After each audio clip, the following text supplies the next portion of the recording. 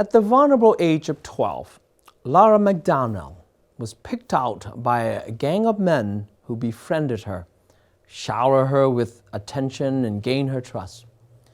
Manipulated and groomed, her life quickly spiraled out of control as the men trafficked her around the country, deliberately keeping her compliant with drink and drugs. Deeply disturbed and frightened about what the gang would do to her if she tried to break free, it would take over 4 years for Laura to find the strength to fight back and escape her nightmare.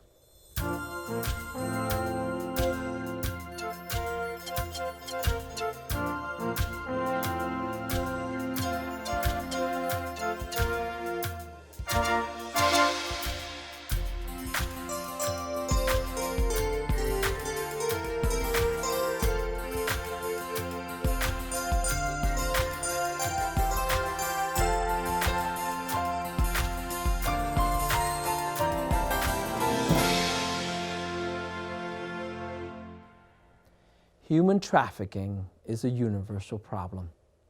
It is a scourge that exists across the entire globe. It is a horrific crime that hides in plain sight and causes immense suffering for countless victims who are often the most vulnerable among us. It is also extremely lucrative and profitable.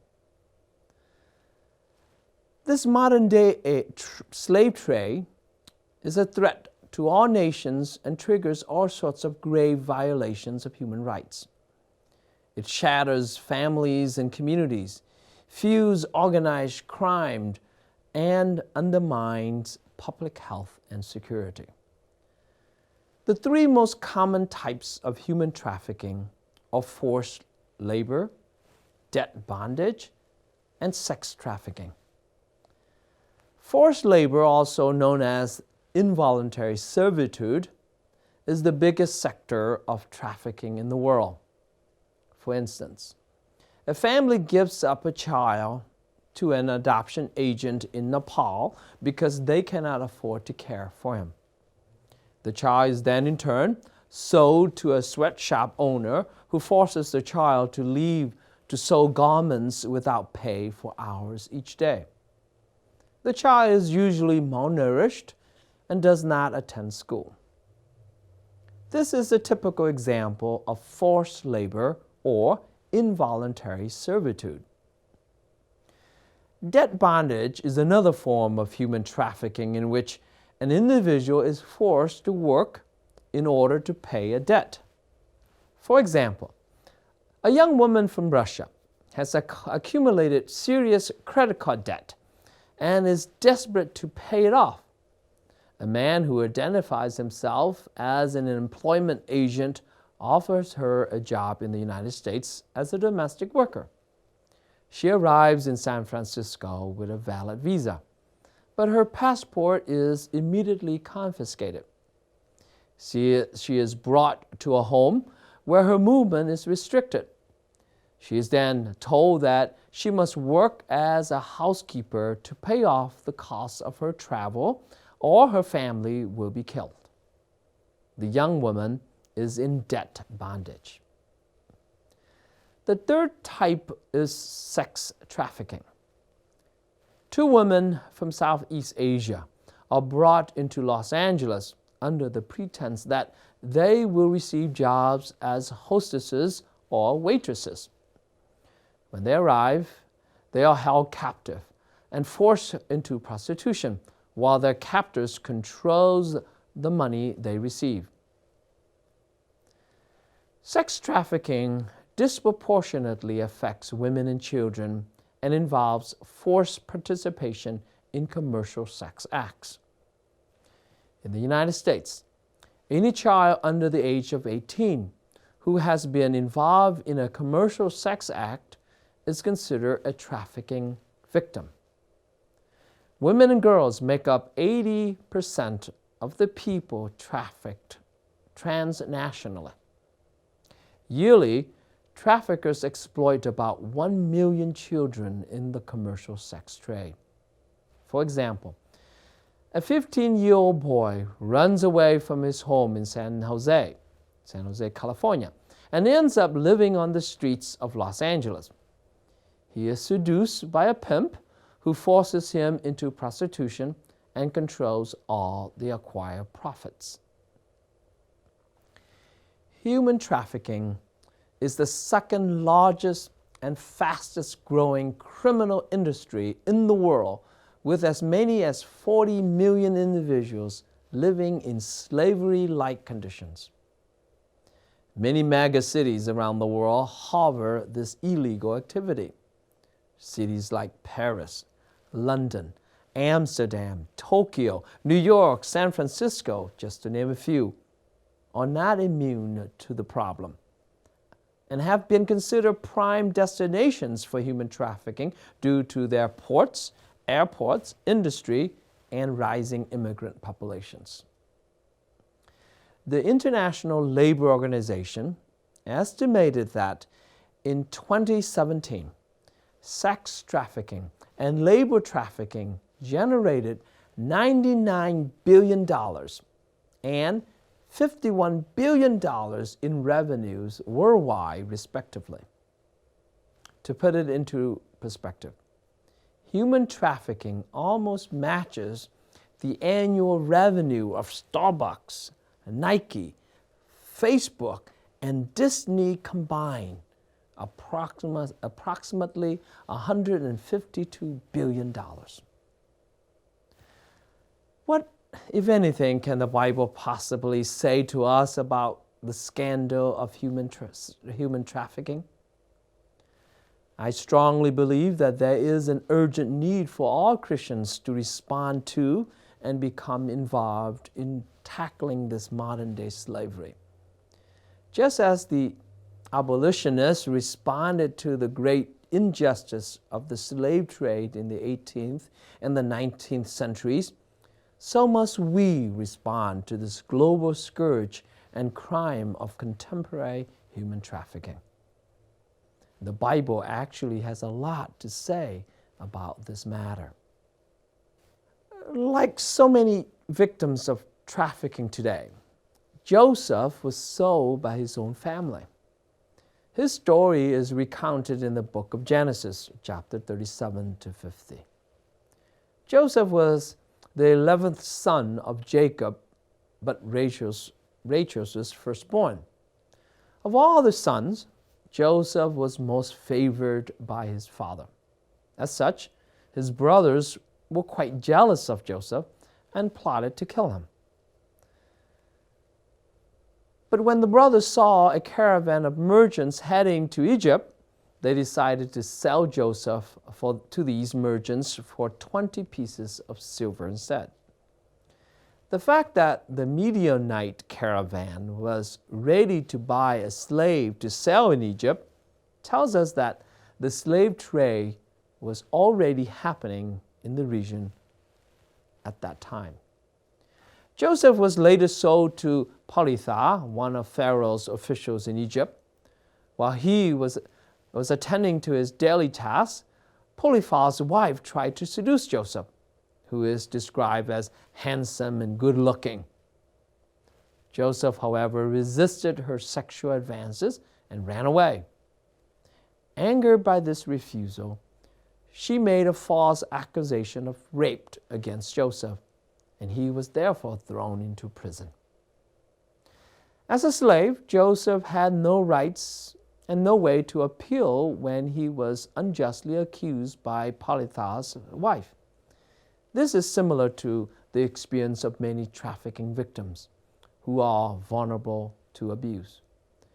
They are often falsely accused and are imprisoned for crimes they do not commit. Unfortunately, there are far too many cases of young teenage girls who could not resist and therefore are sexually and physically abused by their employers.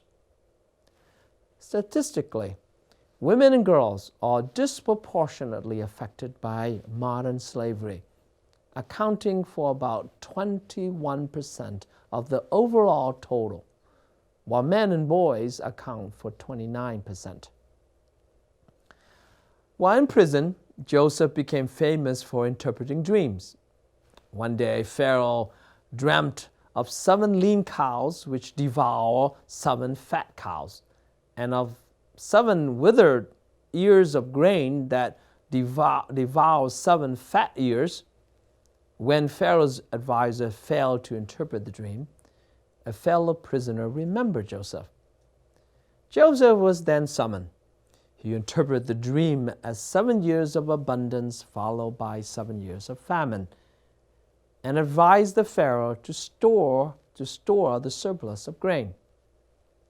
Following the prediction, Joseph was released from prison and appointed as a vizier, a high-ranking official in Egypt. Just as there are many twists and turns in the story of Joseph, there are also many lessons one can learn. One important lesson is that although Joseph was a vulnerable victim, he was still created in the image of God, and thus God continued to care for him and protect him.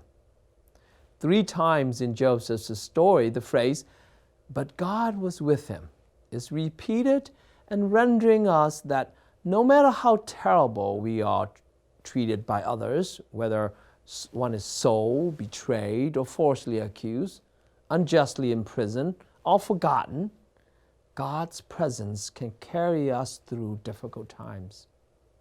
Furthermore, we are created equally in the image and likeness of God, and that is something no one can take away from us, no matter how defenseless we have become. The remarkable thing about Joseph is that, as a trafficking survivor, he did not lose hope and faith. Sustained by God's mercy, Joseph was able to forgive his brothers who had sold him into slavery. Through Joseph, the whole family of Jacob was saved from a famine and was reunited with him in Egypt. Unfortunately, most trafficking survivors do not end so favorably. As Christians, we cannot and must not stand idle by and allow millions to be exploited by the unjust and criminal acts of human trafficking. We all have a moral duty to liberate these vulnerable captives. The Torah, the Jewish law, forbade human trafficking of fellow Israelites, and the penalty for those who committed this terrible crime is death. The book of Deuteronomy states, if someone is caught kidnapping another Israelite, enslaving or selling the Israelite, then that kidnapper shall die. So you shall purge the evil from your midst. This commandment of the law is very clear and direct. Human trafficking is an abomination, and the person who commits this crime must be removed from society. The biblical prophets were very strong in speaking out against injustices to the poor and the vulnerable. The prophet Joel protests against human trafficking, including the selling of children in exchange for prostitutes and wine, and warns that similar things could happen to their own children. The prophet Amos strongly objects to the practice of human trafficking, chastising Israel because they sell the righteous for silver and the needy for a pair of sandals. Amos later writes, "Let justice roll down like waters and righteousness like an ever-flowing stream." The author of the book of Proverbs admonishes everyone to speak out for those who cannot speak, for the rights of all the destitute. Speak out, judge righteously, defend the rights of the poor and needy. These principles can certainly apply to those hurt and victimized through the illegal practice of human trafficking. Following the directives of the law, prophets, and wisdom tradition, Jesus worked to liberate those who were held captives. Liberating the oppressed was his primary goal and mission. At his inaugural address at Nazareth, Jesus cited the words of the prophet Isaiah to announce his vocation and mission. "The Spirit of the Lord is upon me, because he has anointed me to bring good news to the poor. He has sent me to proclaim release to the captives and recovery of sight to the blind, to let the oppressed go free, to proclaim the year of the Lord's favor." The reading that Jesus selected is actually a combination of Isaiah 61 and 58. This composite quotation defines Jesus' prophetic mission and ministry, fulfilling Isaiah's prophecy. Human trafficking is a contemporary slavery. It is basically holding someone in bondage and robbing that person's freedom and dignity.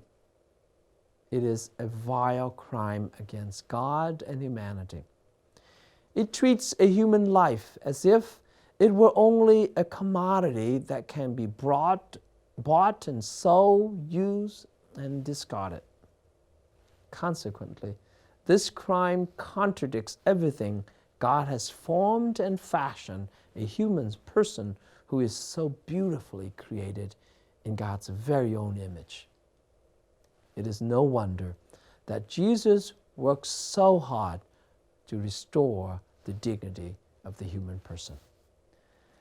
When asked why people migrated, the common responses are better jobs, educational opportunities, family reunification, or fleeing violence and persecution.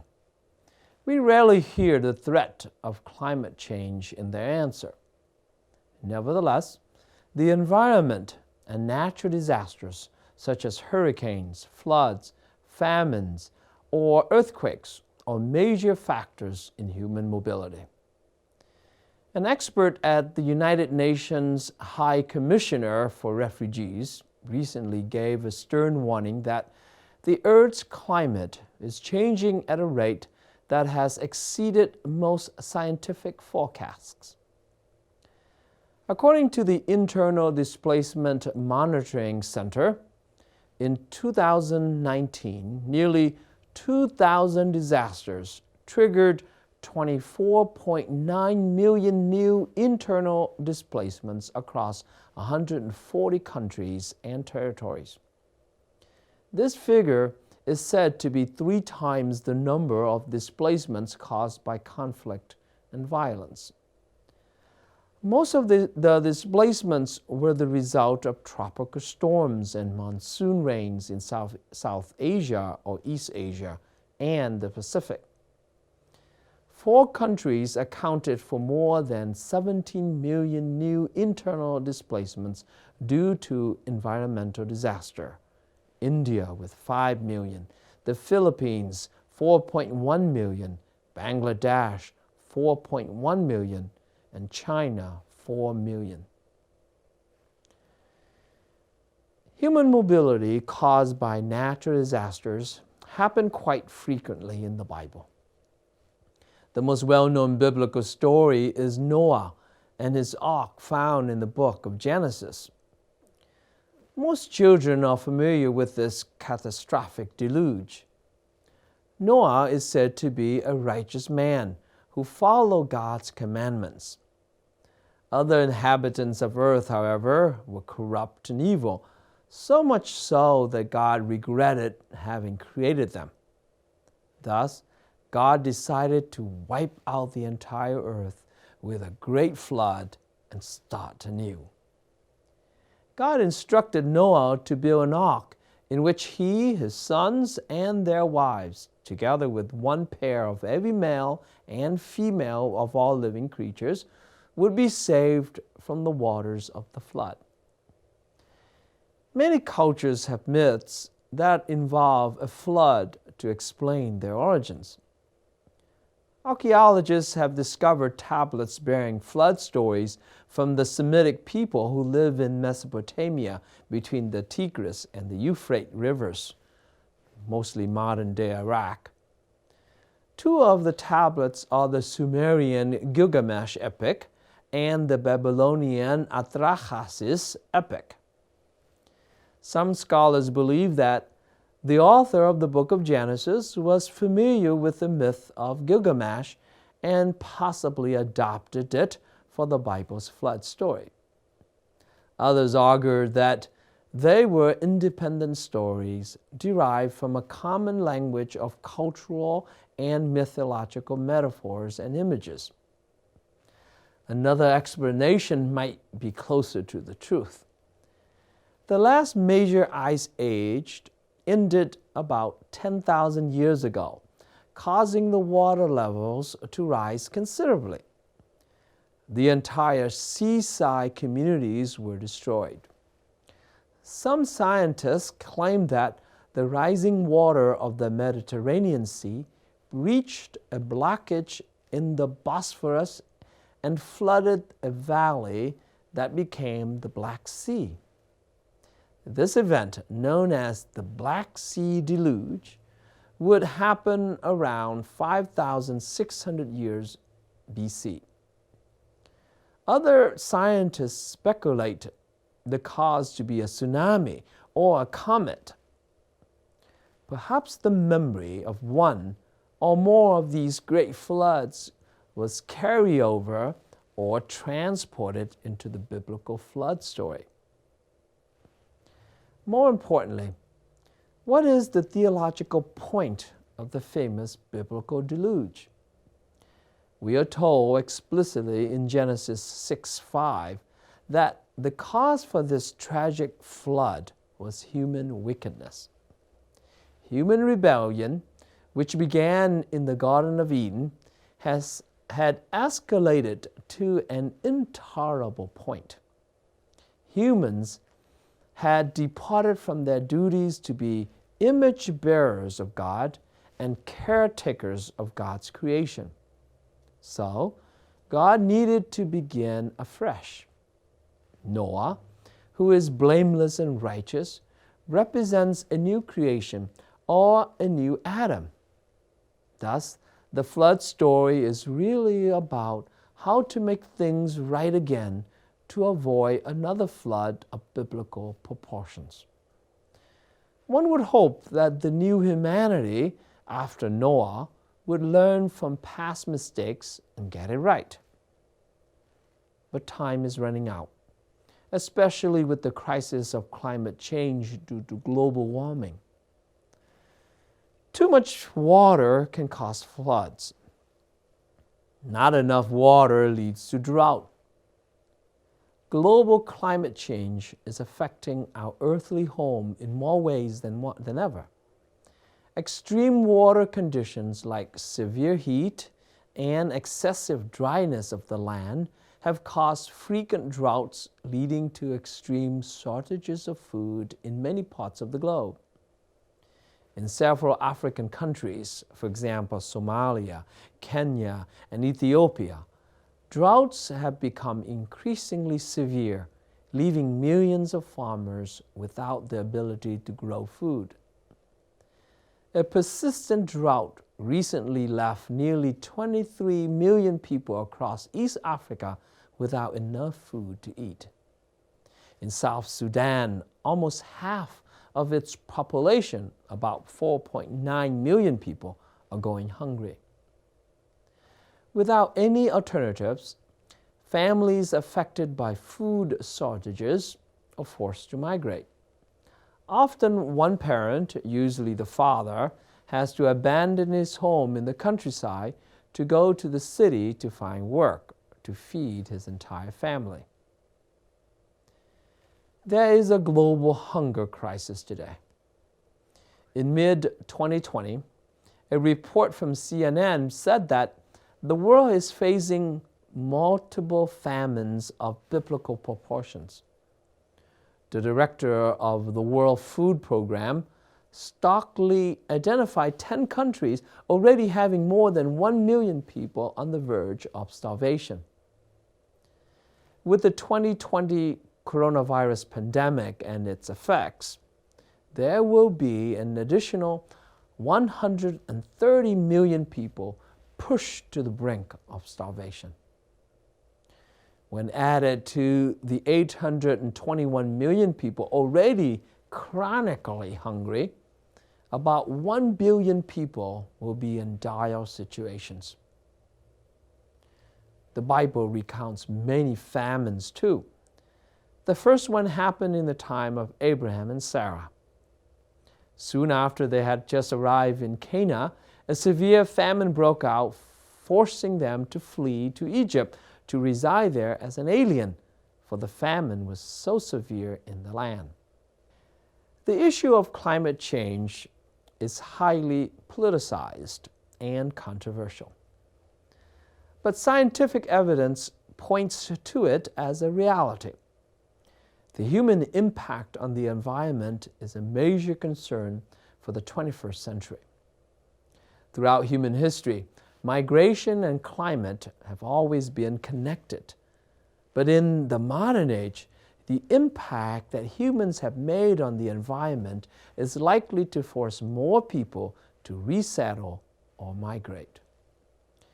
Many natural disasters like droughts, hurricanes, floods, or earthquakes are more recurrent and attributed to the effects of climate change, which are now considered to be the key factor of forced migration.